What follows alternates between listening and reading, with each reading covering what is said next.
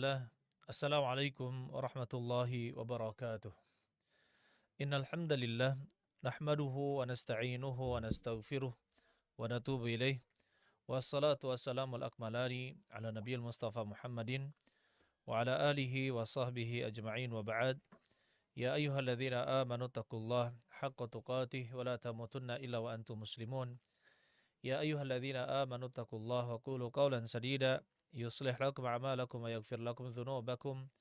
ومن يطع الله ورسوله فقد فاز فوزا عظيما وبعد أيها الإخوان rahimani wa rahimakumullah. Saudara-saudari sekalian yang mudah-mudahan kita dirahmati oleh Allah Subhanahu wa taala. Saudara pendengar yang mudah-mudahan Allah Subhanahu wa taala berikan kita kekuatan untuk bisa selalu taat kepada Allah Subhanahu wa taala. Alhamdulillah pada malam hari ini kita bisa sama-sama mendengarkan kajian. Mudah-mudahan Allah Subhanahu wa taala memberikan kita taufik dan juga keistiqomahan untuk selalu berada di atas jalan kebenaran.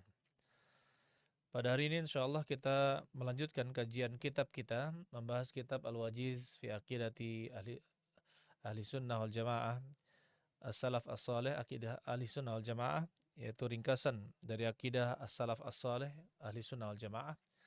Dan ini adalah muqaddimah yang ketiga dari pembahasan kita. Dan insyaallah kita usahakan muqaddimah ini bisa sampai 4 muqaddimah untuk membahas usul atau pokok-pokok dari akidah Ahlussunnah wal Jamaah.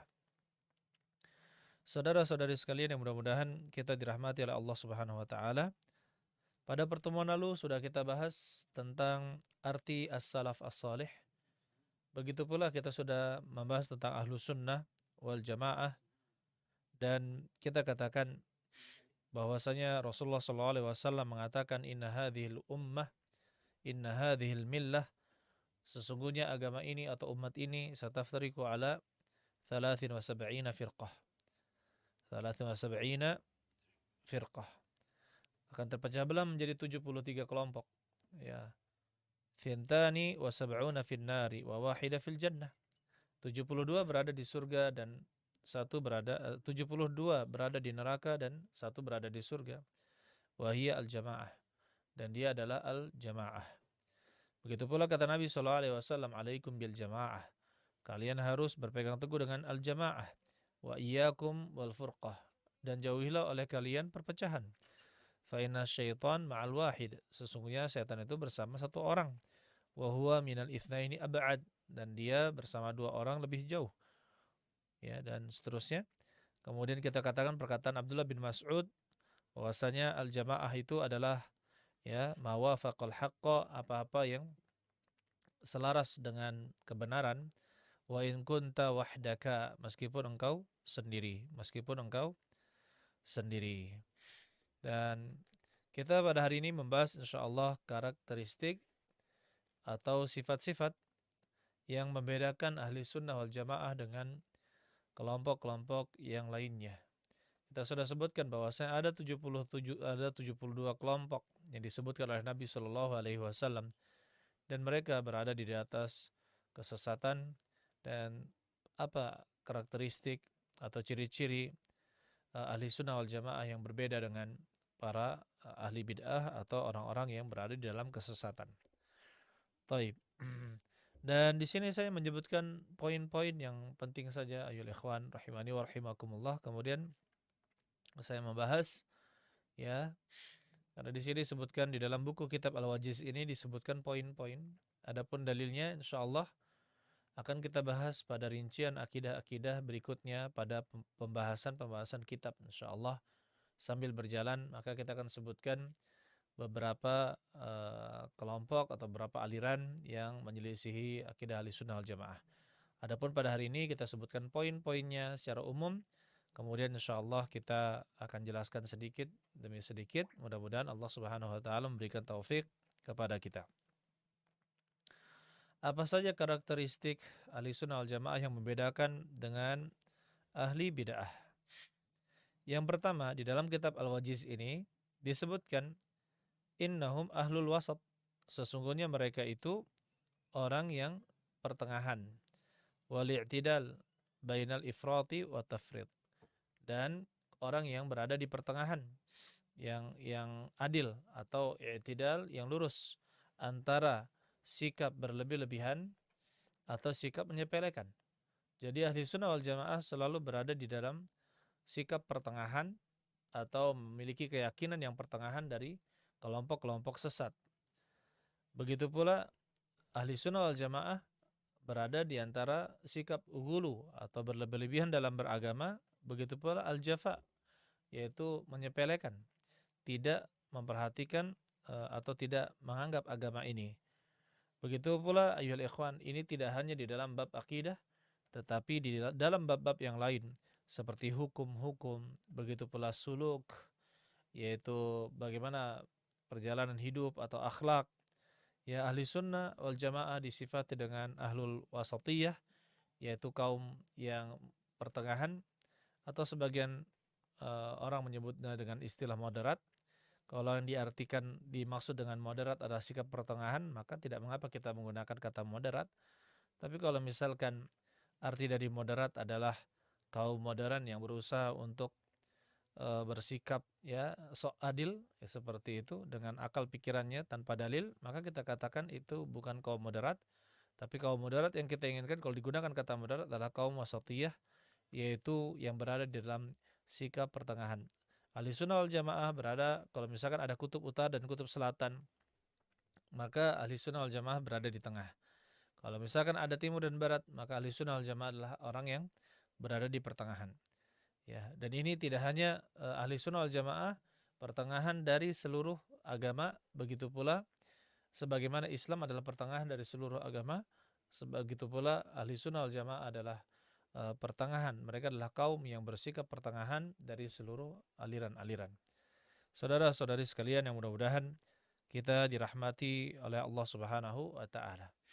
Nanti insya Allah rincian-rincian masalah ini akan lebih jelas kalau kita bahas, ini kan mukaddimah saja. Nanti rincian-rinciannya insya Allah kita akan bahas pada pembahasan khusus di setiap judulnya insya Allah ta'ala.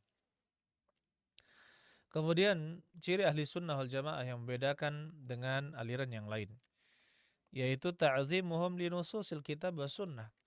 Ahli sunnah wal jamaah adalah orang-orang yang mengagungkan dalil-dalil dari Al-Quran dan As-Sunnah. Ya, dan mereka mencukupkan dengan Al-Quran dan As-Sunnah. Mereka sangat memperhatikan Al-Quran dan juga As-Sunnah.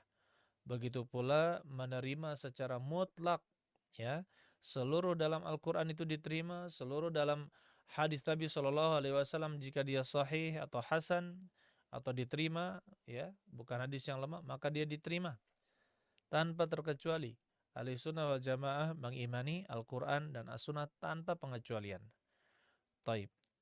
Untuk yang katakanlah secara untuk orang awam, ya, memandang misalkan di dalam Al-Quran ada perselisihan misalkan, atau misalkan di dalam hadis ada perselisihan, atau misalkan menurut orang awam ada perselisihan antara Al-Quran dan As-Sunnah, maka ini sebenarnya bukan perselisihan, itu adalah kebodohan. Kebodohan dari orang awam yang mereka harus belajar lagi untuk menggabungkan dan memahami dalil-dalil. Karena Al-Quran dan juga hadis-hadis yang sahih tidak akan bertentangan satu dengan yang lainnya. Oleh karena itu tanyakanlah kepada para ulama. Inilah pentingnya kita belajar dengan para ulama, sehingga mereka menjelaskan kepada kita hal-hal yang membuat kita ragu atau hal-hal yang tidak jelas bagi kita. Kemudian adapun tafsir, menafsirkan Al-Quran dan As-Sunnah, maka itu sesuai dengan manhaj as-salafis salih, yaitu jalannya para as-salaf, orang-orang yang terdahulu yang saleh di dalam beragama. Mereka adalah panutan, sebagaimana kita sudah sebutkan pada pertemuan yang sebelumnya, dan sudah kita bacakan juga dalil-dalilnya, dan bahwasanya mereka adalah orang, ya, bahwasanya manhaj salaf adalah manhaj yang hak, dan itu adalah agama murni, agama yang diturunkan kepada Nabi Shallallahu Alaihi Wasallam, sesuatu yang sudah sempurna, maka tidak perlu penambahan atau pengurangan. Saudara-saudari sekalian yang mudah-mudahan kita dirahmati oleh Allah Subhanahu wa taala. Dan tidaklah kita melihat ahli sunnah wal jamaah kecuali mereka mengagungkan Al-Quran. Mereka tidak hanya memikirkan bagaimana cara membaca Al-Quran dengan tajwid atau melakukannya, tetapi ahli sunnah wal jamaah juga mempelajari bagaimana kandungan isi dan juga mengkaji ya isi-isi dari Al-Quran melalui tafsir-tafsir para ulama yang diakui ya, yang diakui tidak menyimpang. Kemudian mempelajari hadis-hadis Nabi Shallallahu Alaihi Wasallam. Begitu pula tidak atau berusaha sekuat mungkin agar ilmu Al-Quran dan ilmu hadis ini menyebar. Dan tidaklah kita lihat ya dari kalangan ahli sunnah wal jamaah ini kecuali mereka adalah orang yang sangat bersemangat untuk menyebarkan Al-Quran dan juga As-Sunnah. Berbeda dengan kelompok-kelompok sesat, ada yang mereka mencukupkan diri dengan Al-Quran tanpa mau melihat kepada hadis-hadis Nabi Sallallahu Alaihi Wasallam. Ya, mereka mengatakan cukuplah kita dengan Al-Quran, cukuplah kita dengan Al-Quran. Perkataan itu sangat berbahaya. Mereka mengatakan cukup dengan Al-Quran, mereka meremehkan hadis-hadis Nabi Sallallahu Alaihi Wasallam. Tentu inilah sesuatu yang sangat berbahaya.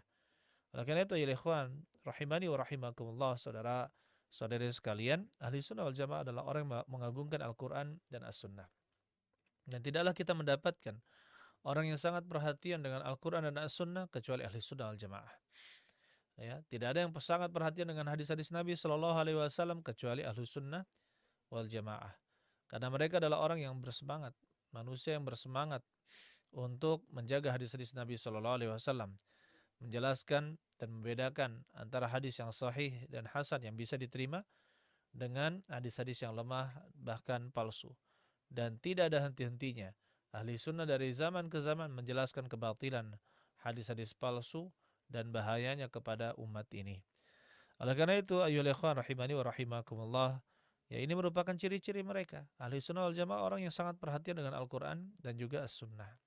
Otomatis ya kita harus mengikuti orang-orang yang sepaham dengan itu. Kemudian yang ketiga, di antara karakteristik yang khusus dimiliki oleh ahli sunnah wal jamaah adalah laisa lahum imamun mu'azzamun yakhuduna kalamahu kullahu wa yada'una ma khalafahu. Jadi karakteristik dari ahli sunnah wal jamaah, mereka tidak memiliki imam yang diagungkan, yang diambil perkataannya seluruhnya dan ditinggalkan ya apa yang menyelisihinya illa Rasulullah sallallahu alaihi wasallam, kecuali Rasulullah sallallahu alaihi wasallam. Ya. Jadi di sini ini karakteristik. Adapun kelompok-kelompok sesat, kelompok-kelompok yang menyimpang, maka mereka mengikuti misalkan pendirinya, mengikuti pemikiran atau pendapat dari pendirinya. Pendiri tarekat ini, pendiri aliran ini, pendiri ini. Apa yang menyelisihi pendirinya, maka dia menyelisihi jalan Islam. Itu katanya seperti itu. Kita katakan ini ayyul ikhwan tidak dimiliki oleh ahli sunnah wal jamaah. Adapun ahli sunnah wal jamaah menjadikan Rasulullah SAW sebagai manusia, sebagai Rasul yang harus diikuti, ya, yang harus diikuti dan diteladani, mengambil suri teladan darinya. Adapun para ulama, kita hormati kedudukan para ulama, ya. Tetapi kita katakan selain Nabi Shallallahu Alaihi Wasallam, maka setelah beliau tidak ada lagi Nabi setelah beliau. Oleh karena itu, yang bukan Nabi maka terjatuh kepada kesalahan, bisa benar dan bisa salah. Ya, tidak ada mujtahid, tidak ada ulama kecuali dia memiliki kebenaran dan juga kesalahan. Oleh karena itu tidak ada yang sempurna, ya, manusia yang sempurna kecuali Nabi Muhammad Sallallahu Alaihi Wasallam. Oleh karena itu di sini ada orang-orang yang mengagungkan person atau orang tertentu, individu tertentu, kemudian mengagungkannya dan mengatakan contohnya ini adalah beliau adalah orang yang paling bertakwa, ya. Beliau adalah orang yang paling adil, beliau adalah orang yang paling taat dan seterusnya perkataan-perkataan yang berisi pujian-pujian seolah-olah tidak ada lagi yang lebih berhak diikuti selain imam tersebut atau orang tersebut. Maka kita katakan ini tidak dibenarkan. Kalau kita mau fanatik, maka fanatiklah kepada Nabi Muhammad sallallahu alaihi wasallam.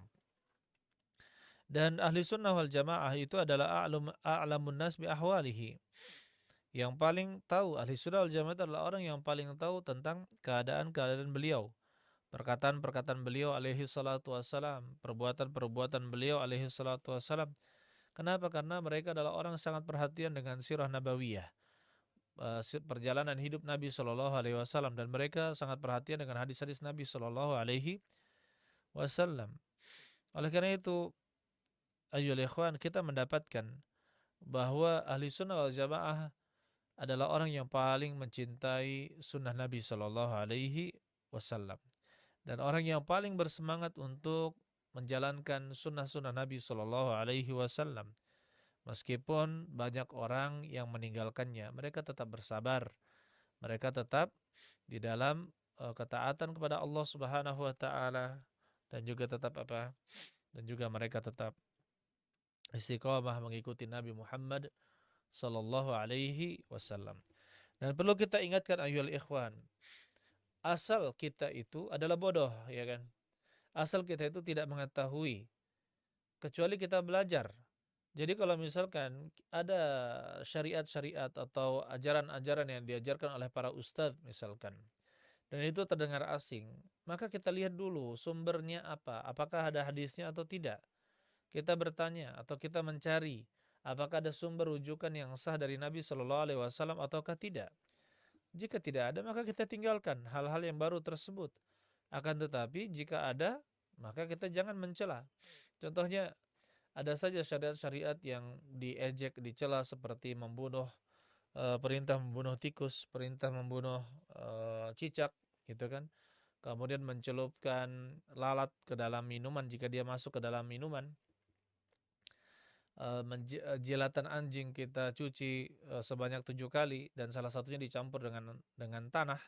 Pencampuran dengan tanah itu banyak yang mengejek syariat agama Islam, dan subhanallah wa ta'ala, dan itu terbukti hikmahnya. Ya, dulu itu hanya orang banyak mengetahui itu sebagai perintah saja yang harus kita ikuti, tetapi sekarang ini banyak kita dapatkan hikmah setelah ditemukan teleskop dan juga ilmu kimia semakin berkembang. Akhirnya kita mengetahui banyak sekali hikmah yang disebutkan, yang terkandung pada larangan-larangan Nabi Shallallahu Alaihi Wasallam atau perintah-perintah Nabi Shallallahu Alaihi Wasallam. Taib. Adapun orang Islam, kendati pun tidak mengetahui apa rahasianya, maka tetap selama itu adalah perkataan Nabi Shallallahu Alaihi Wasallam, ya, berupa perintah maka dilaksanakan, berupa larangan maka ditinggalkan. Sebagaimana kata Nabi Shallallahu Alaihi Wasallam, ya, kata Allah Subhanahu Wa Taala, wa ma atakumur rasulu fakhudhuh wa ma nahakum anhu fantahu. Ya, apa yang Rasul datang kepada kalian maka ambillah dia, dan apa yang dia larang maka berhentilah, tinggalkanlah. Kemudian saudara-saudari sekalian yang mudah-mudahan kita dirahmati oleh Allah Subhanahu wa taala.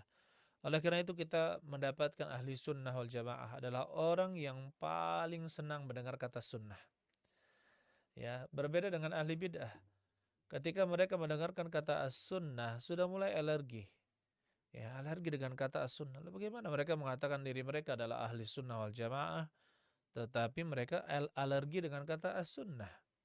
Ya, alergi dengan kata as-sunnah. Ketahuilah ayyuhal ikhwan, kita sudah sebutkan pada pertemuan yang lalu bahwasanya yang dimaksud dengan sunnah adalah hadyun Nabi Shallallahu Alaihi Wasallam, adalah petunjuknya Nabi Muhammad Shallallahu Alaihi Wasallam. Ya, mengapa takut dengan istilah sunnah? Mengapa takut dengan istilah as-sunnah? Ya, ahli sunnah wal jamaah adalah orang yang paling, ya, ingin melaksanakan sunnah-sunnah Nabi Shallallahu Alaihi Wasallam, yaitu ajaran-ajaran yang beliau bawa. Taib, selanjutnya ya ikhwan, di antara karakteristik ahli sunnah wal jamaah adalah ta'zimuhum lis-salafis salih wa imatihim. Mereka sangat mengagungkan atau memuliakan para salaf as-salih, yaitu para sahabat yang mulia. Begitu pula para tabi'in dan juga tabi'ut tabi'in. Dan kita mengetahui, ahli sunnah wal jamaah mengetahui kedudukan mereka, bahwasanya Allah Subhanahu wa taala, Rasulullah SAW telah memuji mereka dalam hadisnya yang telah kita sebutkan pada pertemuan lalu, khairun nasi qarni tsumma alladziina yalunahum tsumma alladziina yalunahum. Sebaik-baik generasi adalah generasiku, kemudian generasi setelahnya, kemudian generasi setelahnya. Dan bagaimana ahli sunnah wal jamaah memuliakan orang-orang terdahulu. Kita katakan Allah Subhanahu wa taala, contohnya para sahabat, Allah telah meridhai mereka radhiyallahu anhum wa radu'an. Allah telah meridhai mereka dan mereka pun ridho kepadanya. Berarti Allah Subhanahu wa taala ridha kepada Nabi Muhammad, kepada para sahabat Nabi sallallahu alaihi wasallam. Begitu pula alladzina taba'uhum bi ihsan, orang-orang yang mengikuti mereka dengan baik.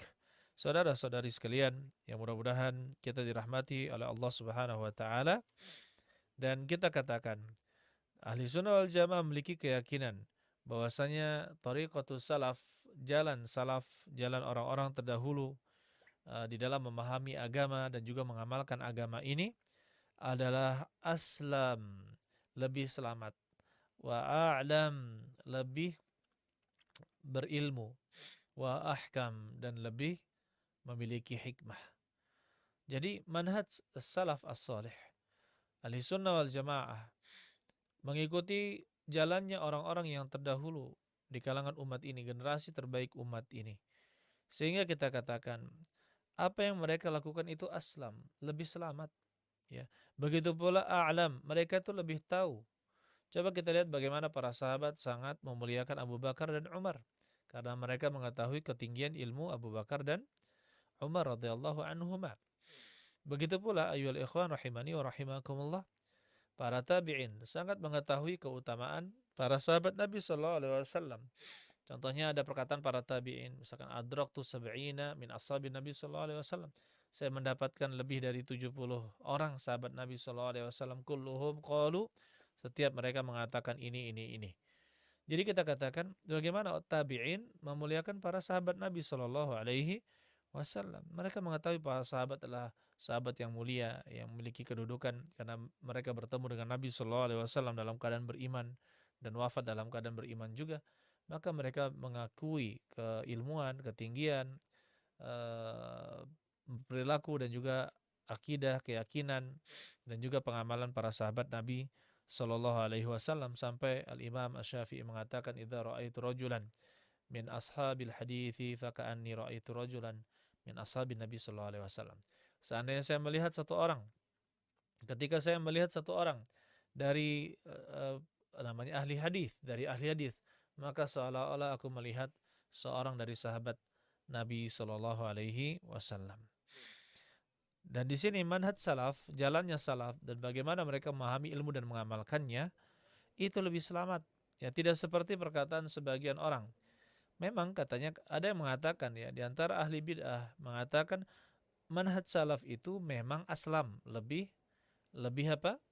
Lebih selamat, ya. Tetapi manhaj khalaf, manhaj belakangan ini, manhaj yang baru ini, yang belakangan ini itu lebih a'lam, lebih berilmu, lebih mengetahui, wa ahkam, dan lebih berhikmah, yaitu di dalam berdakwah. Maka kita katakan ayyuhal ikhwan, ini perkataan yang salah. Ya, ini perkataan yang salah. Adapun manhaj salaf adalah manhaj yang aslam wa a'lam wa ahkam. Dia adalah manhaj yang lebih selamat, lebih mengetahui dan juga lebih penuh dengan hikmah. Nah, sudah kita bahas pada pertemuan lalu bahwasanya ahli sunnah wal jamaah dengan mempelajari buku-buku atau nukilan-nukilan dari kaum salaf, maka mereka bisa meletakkan atau bisa mengetahui kaedah-kaedah di dalam agama, sehingga apabila ada permasalahan-permasalahan baru yang tidak ada di sebelumnya, permasalahan-permasalahan baru yang sifatnya kontemporer atau kekinian yang tidak ada pada zaman Nabi dan juga para sahabatnya, begitu pula tabi'in, dengan kaedah-kaedah tersebut mereka bisa menghukumi hal yang baru dengan melakukan ijtihad, yaitu dari orang-orang yang berilmu. Ya, ijtihad itu bukan dari sembarang orang, ya, harus berilmu, ya, bukan sembarang orang.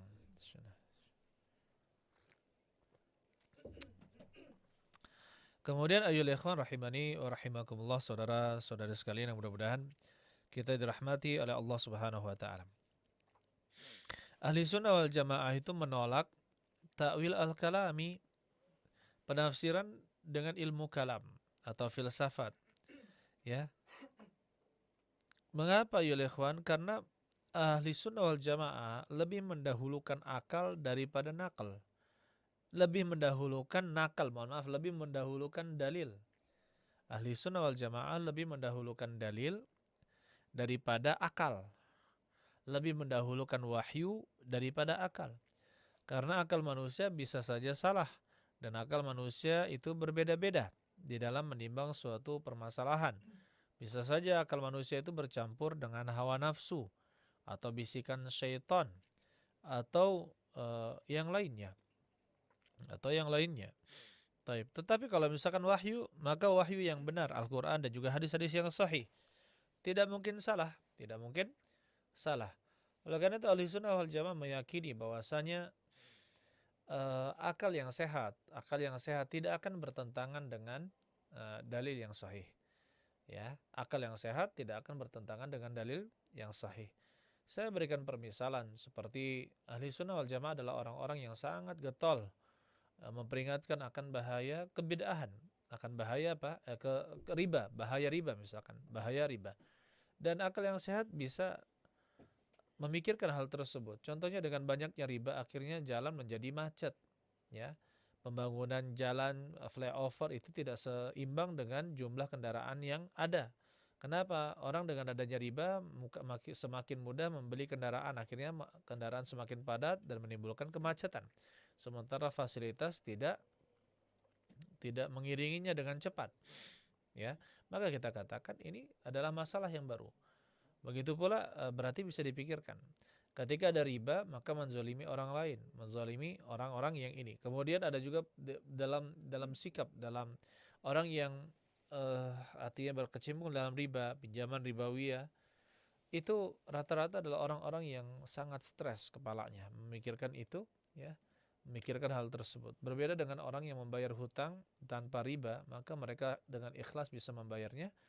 Adapun orang yang membayar kepada leasing atau kepada bank atau kepada lembaga keuangan, maka di sana ya banyak sekali beban dan merasa berat sekali, dan inilah azab sebenarnya yang diturunkan dengan segera kepada orang-orang yang melakukan riba.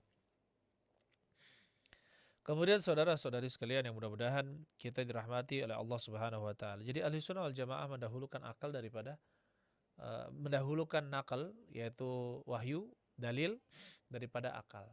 Ya bukan berarti kita bukan berarti ahli sunnah wal jamaah tidak menggunakan akalnya, tidak. Tetapi ada prinsipnya. Akal yang benar tidak akan mungkin bertentangan dengan dalil yang sahih, ya. Dan ahli sunnah juga meyakini bahwasanya akal kita ini terbatas untuk memikirkan seluruh syariat, ya, seluruh syariat. Contohnya saja, kita berikan saja masalah hakikat dari malaikat. Bagaimana dia? Kita tidak mengetahui dan kita yakini bahwa ada malaikat. Begitu pula jin yang kita rasakan sekarang, misalkan jin, banyaknya orang yang kerasukan, banyaknya orang yang kesurupan misalkan.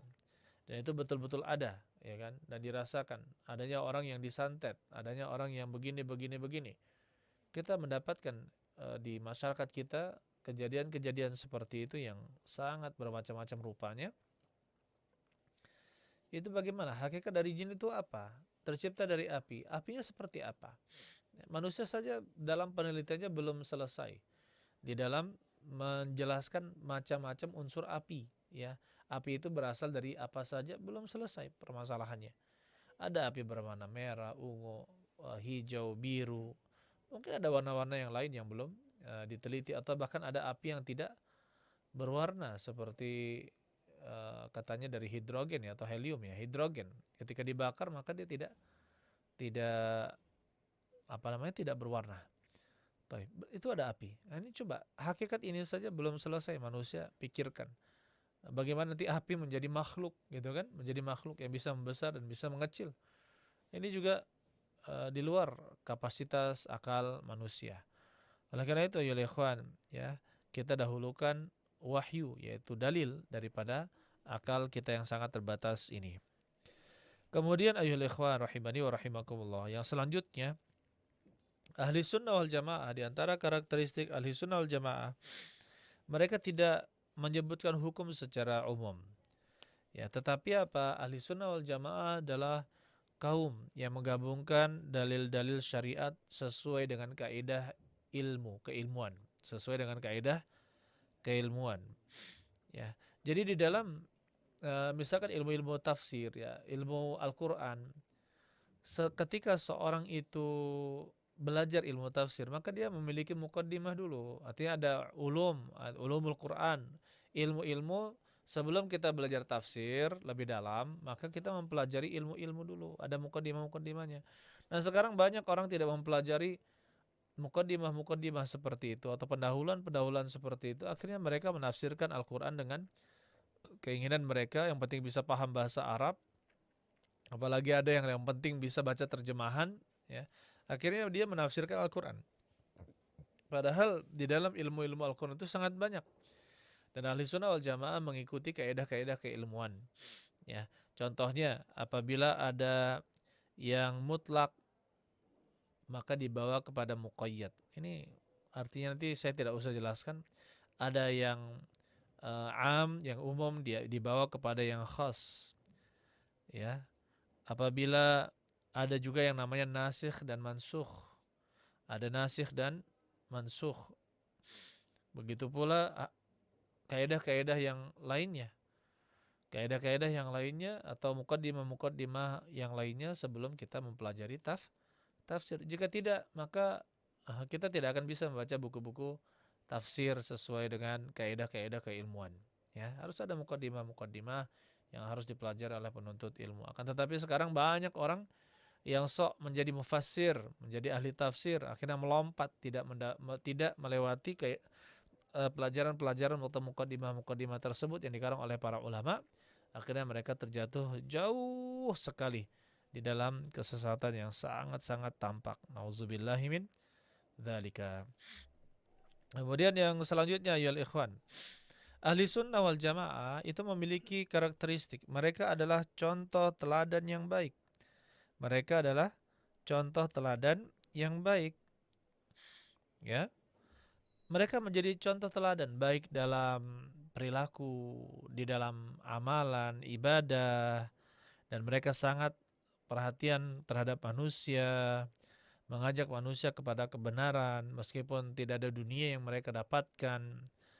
Begitu pula mereka sangat kokoh berpegang teguh dalam kebenaran meskipun banyak celaan-celaan atau bahkan ujian-ujian, siksaan-siksaan menempa mereka. Kita katakan mereka adalah orang yang sangat bisa dijadikan sebagai suri teladan yang baik. Kita ambil contoh yaitu siapa? Al-Imam Asy-Syafi'i. Al-Imam Asy-Syafi'i menggabungkan antara kepiawaian beliau memahami dalil-dalil dengan yang kedua yaitu memahami dalil-dalil dan mengumpulkan dalil-dalil dari Al-Quran dan As-Sunnah, kemudian bagaimana beliau meletakkan kaidah-kaidah yang sangat indah. Contohnya dalam kitab beliau Ar-Risalah. Ar-Risalah ini buku yang sangat bagus sekali, alhamdulillah, dikarang oleh Al-Imam Asy-Syafi'i. Bagaimana meletakkan kaidah-kaidah dasar dalam usul fikih dan juga hadis Nabi Sallallahu Alaihi Wasallam. Maka kalau kita pelajari kaidah-kaidah tersebut sangat baik, ya, sangat baik. Dan ahli sunnah jamaah menjadi qudwah. Al-Imam Ahmad contohnya menjadi qudwah ketika misalkan di negeri beliau, ya, di Baghdad, di negeri beliau itu, di negeri beliau terjadi fitnah yang sangat besar. Terjadi fitnah yang sangat besar pada saat Khalifah Ma'mun, ya. Dia orang-orang dipaksa untuk mengatakan bahwa Al-Quran adalah makhluk, sedangkan beliau tetap bersikeras bahwasanya Al-Quran adalah kalamullah sebagaimana para orang-orang terdahulu, para tabi'ut tabi'in dan juga para sahabat Nabi SAW. Bahkan ada dalil-dalil yang jelas di dalam Al-Quran dan juga As-Sunnah yang menyatakan bahwa Al-Quran adalah perkataan Allah Subhanahu wa taala, dan beliau tetap berpegang teguh dengan keyakinan tersebut bahwa Al-Quran adalah kalamullah dan bukan makhluk. Ya, bagaimana kita mendapatkan Al-Imam Ahmad sebagai teladan yang baik di dalam berpegang teguh di atas sunnah Nabi Shallallahu Alaihi Wasallam.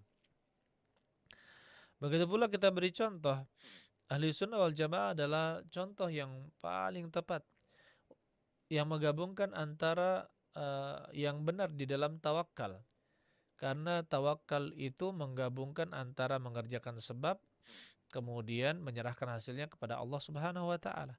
Tawakal yang benar adalah dengan mengerjakan sebab kemudian menyerahkan hasilnya kepada Allah Subhanahu wa taala. Kemudian tidak tergantung pada sebab tersebut, ya kan? Nah, di sini ahli sunnah wal jamaah menjadi teladan di sini. Kemudian juga ya ikhwan, kita dapatkan contohnya saja di dalam berpakaian. Kita lihat ada orang-orang yang memiliki kelompok-kelompok tertentu, maka pakaian mereka ada yang subhanallah, ada yang terlalu glamor ya, terlalu mahal dan sebagainya, padahal tidak seperti apa yang mereka miliki, bahkan rela untuk berhutang untuk itu.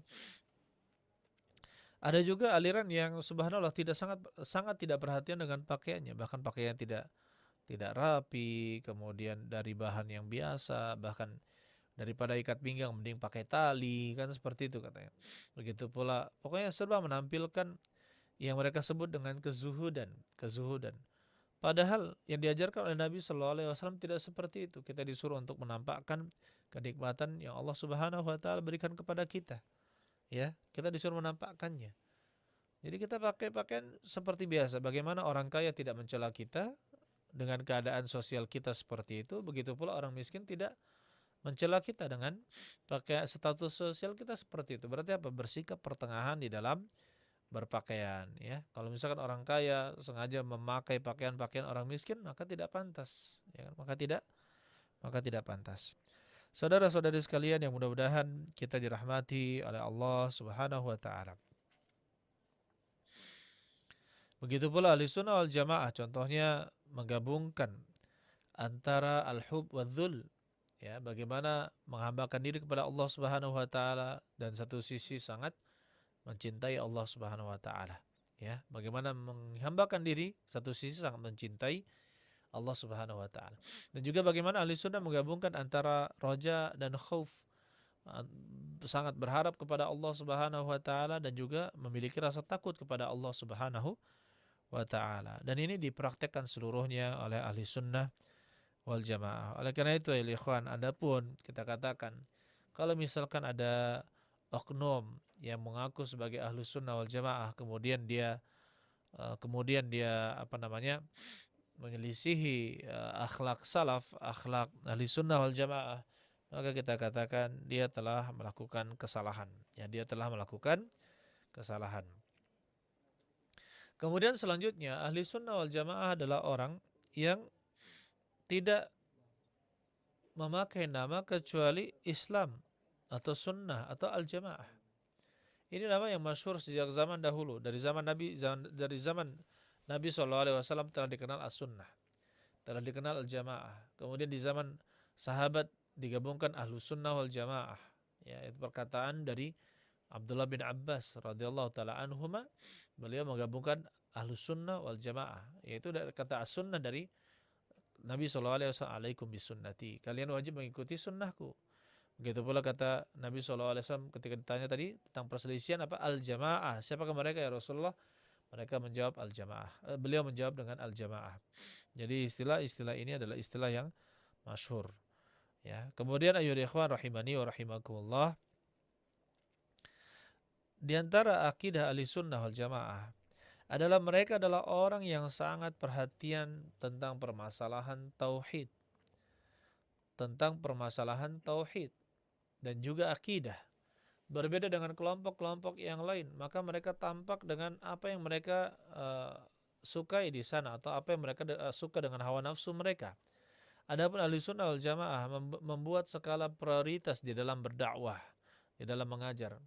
Bagaimana seorang itu jangan sampai terjatuh kepada kesyirikan, kekafiran, dan juga kemunafikan. Kemudian setelah itu bagaimana orang itu tidak terjatuh dalam perbuatan dosa, yaitu dengan mengerjakan kewajiban dan meninggalkan perbuatan yang haram. Baru setelah itu masuklah kepada dakwah yang berikutnya, yaitu mengajarkan tentang fadhail al-a'mal, yaitu keutamaan amal. Jadi jangan didahulukan dulu fadhail amal, keutamaan amal. Sementara itu akidahnya kopong, akidahnya itu kosong, bahkan masih ada yang misalkan memakai jimat atau melakukan ritual-ritual syirik, atau melakukan ziarah kepada kuburan wali, tapi di sana dia minta-minta kepada wali tersebut atau kuburan tersebut, ya, langsung meminta, tidak meminta kepada Allah Subhanahu wa taala, maka yang seperti ini kita katakan ayyuhal ikhwan, ya, sangat berbahaya. Ya, adapun ahli sunnah wal jamaah sangat perhatian dengan permasalahan akidah, permasalahan tauhid. Kemudian yang kedua, mereka sangat perhatian dengan menyebarkan sunnah Nabi Shallallahu Alaihi Wasallam. Otomatis ketika kita katakan semangat dalam menyebarkan sunnah Nabi Shallallahu Alaihi Wasallam, maka berarti lawannya juga dijelaskan, yaitu sangat gemar menjelaskan kebatilan-kebatilan yang menyelisihi sunnah Nabi Muhammad Shallallahu Alaihi Wasallam. Begitu pula ayyuhal ikhwan, ahli sunnah wal jamaah adalah orang-orang yang, ya, sangat bersemangat untuk mempersatukan kaum muslimin di atas akidah yang benar. Di atas akidah yang benar. Bagaimana mereka berusaha untuk menjauhi sebab-sebab perselisihan. Menjauhi sebab-sebab perselisihan. Dan melakukan sebab-sebab yang menguatkan kerukunan di antara ahli sunnah wal jamaah. Kemudian ayyuhal ikhwan, ahli sunnah wal jamaah memiliki karakteristik yang lain, yaitu mereka tidak bermudah-mudah dalam mengkafirkan. Tidak bermudah-mudah juga dalam membid'ahkan. Ya, ini ahli bid'ah, tidak. Atau misalkan ini adalah orang kafir. Dia tadinya sudah dikenal sebagai orang Islam, kemudian dikatakan oh ini orang kafir ini. Dan ahli sunnah adalah orang yang sangat berhati-hati di dalam perkara takfir, yaitu mengkafirkan, ya. Bukan berarti tidak mengkafirkan, ya, ada pelajarannya itu, tetapi bukan serampangan, tidak sembarangan, ada ilmunya, dan itu diserahkan kepada para ulama, bukan orang-orang awam yang menerapkannya, ya. Tetapi kalau misalkan dari orang-orang awam yang menerapkannya tanpa kaidah, tanpa ilmu, maka disinilah banyak terjadi penyimpangan-penyimpangan baru. Nauzubillahi min dzalika. Kemudian ayyuhal ikhwan rahimani wa rahimakumullah, saudara-saudari sekalian yang mudah-mudahan kita dirahmati oleh Allah Subhanahu wa taala. Dan ahli sunnah wal jamaah, mereka sangat mencintai kaum muslimin, ya, sangat mencintai kaum muslimin, seluruh kaum muslimin mereka cintai. Oleh karena itu, sebagai bentuk kecintaan kepada kaum muslimin, apa yang mereka lakukan adalah beramar ma'ruf nahi mungkar. Mereka beramar ma'ruf nahi mungkar dari zaman ke zaman. Yang namanya ahli sunnah wal jamaah tidak terikat dengan organisasi tertentu. Kalaupun ada organisasi, maka atau yayasan atau kelompok atau perkumpulan, komunitas, maka itu hanya sebagai sarana untuk menuju akhirat, sarana untuk memudahkan dakwah, sarana untuk memudahkan penyaluran sosial, sarana untuk memudahkan pendidikan, sarana untuk mudah seperti ini, seperti ini. Itu dijadikan sebagai wasilah saja, bukan sebagai tujuan. Ya, bukan sebagai tujuan. Oleh karena itu, ya ikhwan, perlu kita ingatkan bahwasanya ahli sunnah wal jamaah adalah orang atau kaum yang bersikap pertengahan dari seluruh, ya, aliran-aliran yang sesat. Kemudian ayyuhal ikhwan, apa benar yang namanya ahli sunnah wal jamaah, as-salaf as-salih, itu pengikut as-salaf as-salih itu mengkapling surga? Siapa bilang? Saya selama belajar dengan para masyayikh, para ustadz, kita mendapatkan bahwa beliau adalah orang-orang yang sangat takut masuk ke dalam neraka, dan tidak pernah terdengar bahwa saya pasti masuk surga. Saya pasti masuk surga itu tidak pernah terdengar dari perkataan para guru kita, para masyayikh kita. Tidak pernah kita terdengar itu. Ya, bagaimana dengan mengkafling surga? Dan bahkan kita dapatkan dari orang-orang yang menyimpang, mereka mengatakan barang siapa yang mengikuti ini, aliran ini atau kelompok ini, ya, maka dia sudah dijamin masuk ke dalam surga. Ini bentuk pengkaflingan surga. Ya, adapun kita ayyuhal ikhwan rahimani wa rahimakumullah, kita menjelaskan sesuai dalil. Adapun nanti bagaimana Allah Subhanahu wa taala di akhirat, apakah Allah akan menghukumi kita masuk ke dalam surga atau neraka, itu adalah urusan Allah Subhanahu wa taala. Dan ya, kita juga tidak diperkenankan untuk mengatakan bahwa kita dimasuk surga kecuali orang-orang yang telah dipastikan oleh Nabi Shallallahu Alaihi Wasallam masuk ke dalam surga dengan lisan Nabi Muhammad Shallallahu Alaihi Wasallam. Adapun orang per orang, para sahabat Nabi pun begitu pula para pengikut mereka dengan baik dan dan mulia, ya, mereka sangat takut, bahkan takut terjatuh ke dalam kemunafikan. Kemudian ringkasnya ayo ikhwan, al as-sahabi, yaitu sahabat Nabi Shallallahu Alaihi Wasallam yang bernama Abdullah bin Abbas, ketika beliau membacakan yauma tabyaddu wujuhu wa taswaddu wujuh, hari di mana memutihlah wajah-wajah, wa taswaddu wujuh, dan menghitamlah wajah-wajah, maka beliau menyebutkan di dalam tafsir surat Ali Imran ayat 106, disebutkan di dalam tafsir Ibnu Katsir kalau mau melihatnya. Maka kata beliau radhiyallahu taala anhu, ma tabyaddu wujuhu ahli sunnah wal jamaah, memutihlah wajah ahli sunnah wal jamaah, wa taswaddu wujuhu ahli bid'ah wal furqah, dan menghitamlah wajah-wajah ahli bid'ah dan juga furqah, orang-orang yang menyukai perpecahan, ya, perpecahan dari al-haq, ya, orang yang suka menyimpang dari al-haq. Kemudian ayolah ikhwan, sepanjang zaman perkembangan ahli sunnah wal jamaah, dan kita melihat bahwa kaum-kaum yang tadinya hanya disebut dengan as-sunnah, ahlus sunnah, atau ahlul jamaah, al-jamaah, atau ahlus sunnah wal jamaah, kemudian kita mendapatkan istilah-istilah yang disebutkan, contohnya al-ghuraba, sebagaimana kata Nabi SAW, badal islamu ghariban wa sayaudu kama bada ghariban fatuba lil ghuraba. Islam itu muncul dalam keadaan asing dan akan kembali ke dalam keterasingannya, maka beruntunglah orang-orang yang asing, sehingga dinamakan al-ghuraba, yaitu orang-orang yang asing. Begitu pula di zaman setelah tabiut tabiin, sangat jelas, ya, akidah ahli sunnah wal jamaah ini disebut dengan akidah ahlul hadis.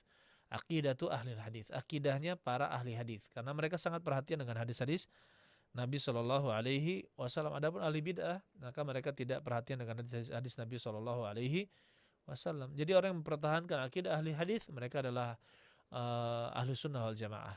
Ya, kemudian disebut juga dengan Taifah al-Mansurah, kelompok yang ditolong. Ya, sebagaimana dalil yang sudah kita baca pada pertemuan lalu, la tazalu ta'ifatun min hadhil ummah zahirin al-haqqi, atau la tazalu ta'ifatun min hadhil mansurin, ya, ditolong dengan lafaz yang berbeda-beda dari hadis tersebut. Begitu pula al-firqah an-najiyah dan sebagainya. Maka kita katakan ayyul ikhwan, inilah julukan-julukan yang disebutkan oleh orang-orang dari zaman ke zaman untuk menyebutkan, ya, nama dari ahlus sunnah wal jamaah. Allahu alam bissawab. Silahkan, kita ada pertanyaan yang masuk, silahkan dibacakan saudara Anas, barakallahu fik. Tadi ada kelupaan. Ahli sunnah wal jamaah adalah orang yang sangat menerima perbedaan di dalam masalah fikih, ya, di dalam permasalahan fikih. Dan apabila terjadi perbedaan pendapat di kalangan salaf, apabila terjadi perbedaan pendapat di kalangan para salaf, yaitu orang-orang terdahulu, maka mereka adalah orang yang paling berlapang dada bisa menerima perbedaan pendapat di kalangan para ulama. Contohnya kita dapatkan ada mazhab Abu Hanifah, mazhab Imam Malik, mazhab Imam Syafi'i, mazhab Imam Ahmad, kemudian mazhab Al-Laits, mazhab Daud Az-Zahiri, mazhab yang lainnya, Sa'id dan Ibnu Uyainah dan yang lainnya, mazhab-mazhab yang dulu masyhur, ya, di kalangan para salaf. Dan ketika kita dapat nukilan-nukilan perbedaan pendapat para ulama, maka mereka adalah orang yang sangat berlapang dada di dalam permasalahan khilafiyah, di dalam permasalahan khilafiyah. Jadi kalau misalkan yang namanya ahli sunnah wal jamaah ketika mendapatkan perkataan, contohnya ada yang mengaku sebagai pengikut mazhab Imam Asy-Syafi'i, ahli sunnah wal jamaah mendapatkan pendapat Abu Hanifah misalkan, maka dia sangat bertoleransi dalam permasalahan ini, ya, dan tidak menyesatkan sebagian yang lain gara-gara permasalahan fikih. Kemudian saudara kita dari Abdullah dari Palembang bertanya tentang apa perbedaan antara akidah dan fikih. Ya, akidah itu berkaitan dengan keyakinan, akidah berkaitan dengan keyakinan. Sedangkan fikih itu berkaitan dengan hukum-hukum agama. Ya, dimulai misalkan dari ibadah, kemudian muamalah, kemudian jinayat. Ya, muamalah yaitu bagaimana berinteraksi di antara manusia, pernikahan yang disebut dengan munakahat, jinayat hukum kriminal, peradilan. kemudian faraid, hukum waris, ya, kemudian hukum misalkan seputar jihad, kemudian seputar riddah dan banyak lagi, yaitu berkaitan dengan hukum-hukum. Bagaimana hukum ini? Ya, apakah dia ini eh, kalau dalam ibadah ya, contohnya apakah dia ini wajib, sunnah, mubah, yaitu boleh atau makruh atau haram. Ya, begitu pula apakah ini sahih atau batal atau fasid atau rusak, ya kan? Kemudian apakah ini begini, itu membahas tentang hukum-hukum di dalam syariat kita. Ya, sedangkan masalah akidah adalah permasalahan akidah, ya. Masalah akidah itu permasalahan keyakinan seorang muslim dan semuanya penting. Kalau misalkan kita katakan, kalau kita mau belajar, kita fokuskan ke beberapa ilmu sebagai tujuan kita. Jadikanlah muara atau tujuan utama itu pada 4 ilmu. Sehingga kita bisa mengejar apapun yang berkaitan dengan keempat ilmu ini. Yang pertama adalah ilmu akidah, yang kedua adalah ilmu fikih, yang kedua adalah ilmu fikih, yang ketiga adalah ilmu as-sunnah yaitu Al-Qur'an, yaitu ilmu tafsir, ya, kemudian juga yang keempat yaitu ilmu tentang hadis-hadis Nabi Shallallahu Alaihi Wasallam. Jadi semuanya kita kita pelajari. Taib. Silahkan lagi. Di sini Nabi Shallallahu Alaihi Wasallam menyebutkan, ya, kata Nabi Shallallahu Alaihi Wasallam, khairun nasi qarni, tsumma alladziina yalunahum, tsumma alladziina yalunahum, sebaik-baik generasi adalah generasiku, kemudian generasi setelahnya, kemudian generasi setelahnya, yaitu generasi sahabat Nabi Shallallahu Alaihi Wasallam, kemudian para tabi'in dan juga para tabi'ut tabi'in. Nah, di sini kita lihat apakah hadis ini merupakan juga kaidah secara umum jika manusia yang terdahulu lebih baik daripada manusia selanjutnya. Jawabannya ya. Jika kita hitung manusia secara umum, secara zaman, maka ya la ya'ti zaman, tidak datang suatu zaman illa alladzi ba'dahu syarrun minhu. Ya, kecuali zaman berikutnya itu lebih buruk daripada zaman sebelumnya. Tidak datang suatu zaman kecuali zaman yang berikutnya itu lebih buruk daripada zaman sebelumnya. Ini kalau misalkan secara umum di dalam menghitungnya dalam satu dunia. Menghitungnya dalam satu dunia.